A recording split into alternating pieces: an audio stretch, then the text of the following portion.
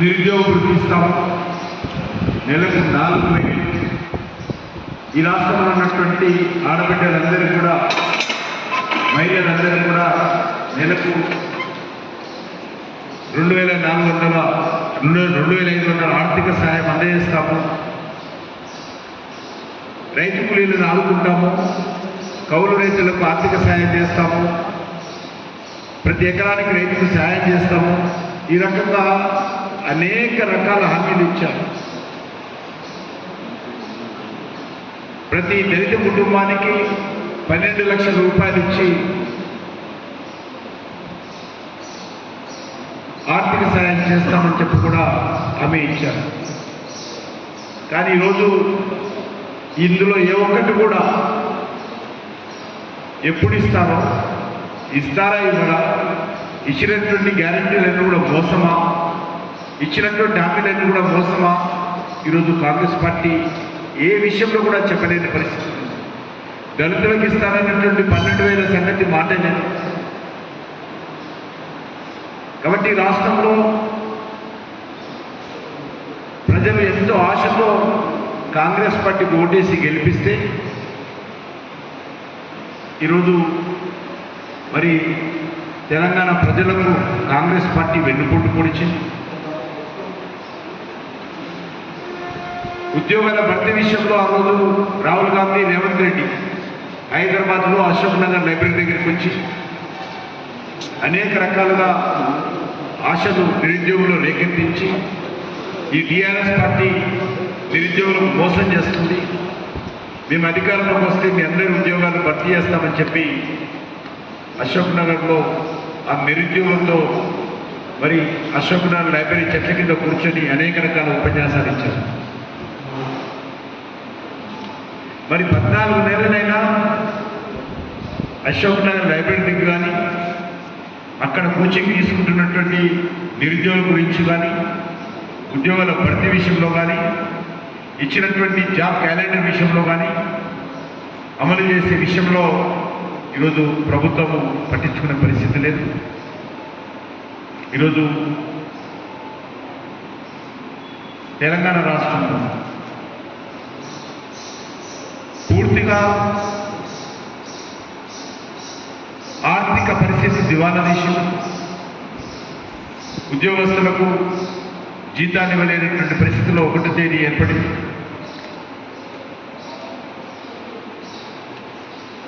Retirement అయితే ఉద్యోగస్తులకు సంబంధించినటువంటి రిటైర్మెంట్ బెనిఫిట్స్ సకాలంలో ఇచ్చే పరిస్థితి లేదు. ఇవ్వాల్సినటువంటి 5 డిఏలు ఈరోజు ఎక్కడ కూడా దాని గురించి మాట్లాడే పరిస్థితి లేదు. మరి ఈ రకంగా ఈ సమస్యలన్నీ కూడా ఈరోజు రాష్ట్రంలో ఉన్నాయి. తెలంగాణ వచ్చిన తర్వాత మిగులు బడ్జెట్లో ఉన్నటువంటి రాష్ట్రాన్ని, ధనిక రాష్ట్రం అని చెప్పుకునేటువంటి మన రాష్ట్రాన్ని ఈరోజు పూర్తిగా టీఆర్ఎస్ పార్టీ అప్పుల రాష్ట్రాన్ని మార్చింది.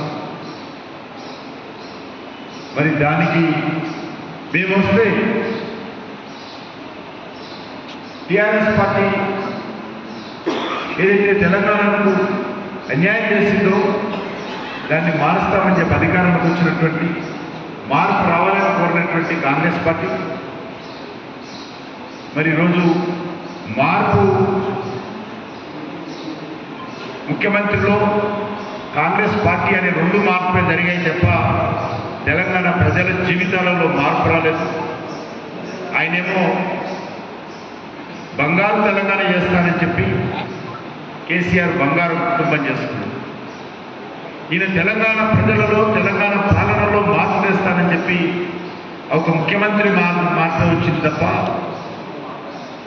ఒక కాంగ్రెస్ పార్టీ మారింది తప్ప, టీఆర్ఎస్ పేరులో కాంగ్రెస్ పార్టీ మారింది, కేసీఆర్ స్థానంలో రేవంత్ రెడ్డి మారింది తప్ప పాలనలో మార్పు రాలేదు. అదే మోసము, అదే అవినీతి, అదే రకమైనటువంటి మోసపూరితమైనటువంటి చర్యలు, అహంకారపూరితమైనటువంటి చర్యలు, అధికార దుర్వినియోగము ఈరోజు జరుగుతూ ఉంది. రాష్ట్రంలో పూర్తిగా అభివృద్ధి కార్యక్రమాలు కుంటుపడ్డాయి. గ్రామీణ ప్రాంతాల్లో ఏ రకమైనటువంటి అభివృద్ధి కార్యక్రమాలు జరగడం లేదు. ముఖ్యమంత్రి మాటలు కోటలు దాటుతున్నాయి, ప్రకటనలు ఫ్రంట్ పేజీలో ఉన్నాయి, కానీ పనులు మాత్రము ఎక్కడ కూడా కనిపించే పరిస్థితి లేదు. ఈరోజు కాంగ్రెస్ పార్టీలో ఉన్నటువంటి మంత్రుల మధ్య సమన్వయం లేదు, కాంగ్రెస్ పార్టీలో సమన్వయం లేదు. తీరా ఈరోజు మరి రాష్ట్రానికి సంబంధించినటువంటి అనేక విషయాలు, అనేక రంగాల్లో పూర్తిగా ఈ యొక్క పరిపాలన వైఫల్యం గత 14 నెలల నుంచి చాలా స్పష్టంగా కనిపిస్తాం. అందుకే ఈ ఎన్నికలు, ఈ యొక్క శాసన మండలి ఎన్నికలు ప్రజల తీర్పు ఏదైతున్నదో కాంగ్రెస్ పార్టీ వైఫల్యానికి వ్యతిరేకంగా ఈ తీర్పు రానున్నది. భారతీయ జనతా పార్టీ అన్ని స్థానాలకు పోటీ చేస్తూ ఉన్నాం. మరి ఈరోజు ఈ యొక్క మార్పులో విద్యావంతులు కీలక పాత్ర పోషించాలని, కాంగ్రెస్ పార్టీ వ్యతిరేకంగా ఈ రాష్ట్రంలో రానున్న రోజుల్లో తెలంగాణ ఉద్యమకారులకు ఆకాంక్షలకు అనుగుణంగా, తెలంగాణ ప్రజల యొక్క సంక్షేమానికి అనుగుణంగా, తెలంగాణ యొక్క సమగ్రమైనటువంటి అభివృద్ధికి ఈరోజు భారతీయ జనతా పార్టీయే రావాల్సినటువంటి అవసరం. దేశంలో ఎక్కడెక్కడైతే డబుల్ ఇంజన్ సర్కారు ఉందో, దేశంలో ఎక్కడెక్కడైతే ఈరోజు భారతీయ జనతా పార్టీ రాష్ట్ర ప్రభుత్వాలు ఉన్నాయో అక్కడ అభివృద్ధి చాలా వేగవంతంగా జరుగుతాం. కర్ణాటక తీసుకున్నా, హిమాచల్ ప్రదేశ్ తీసుకున్నా, తెలంగాణ తీసుకున్నా, కాంగ్రెస్ పార్టీ రాష్ట్రాలకు మరి ఏ రకంగా ఈరోజు అవినీతి చాలా స్పష్టంగా అక్కడ పెద్దపీట వేశారు అవినీతికి కాంగ్రెస్ పార్టీ. హిమాచల్ ప్రదేశ్లో కూడా ప్రభుత్వ కార్యాలయాలకు కరెంటు బిల్లులు కట్టలేక